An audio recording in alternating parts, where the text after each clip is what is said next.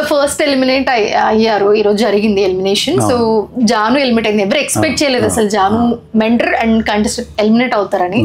So అంటే ఇక్కడ జాను దేం లేదు కదా, తను కంటెస్టెంట్ కాదు, తను మెంటర్.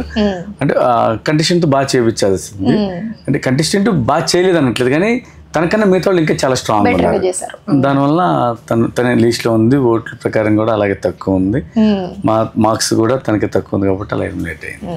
అయ్యో ఎక్కడైనా అన్ఫేర్ ఉందేమో అన్నట్టు ఫీల్ అవుతున్నట్టుంది జాను.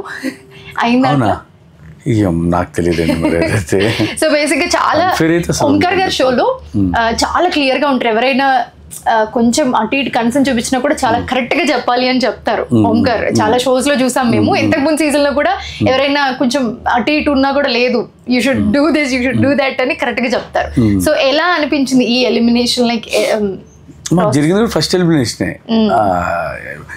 అంటే ఓటింగ్ క్లియర్ గా ఉంది, ఆడియన్స్ ఓటేశారు, దాంట్లో ఎవరికైతే లిస్ట్ ఉన్నారో వాళ్ళని ఎలిమినేట్ చేశారు. ఇంకా ఎవరు ఇది కాదు లేదు అని అంటానికి కూడా ఛాన్స్ లేదు.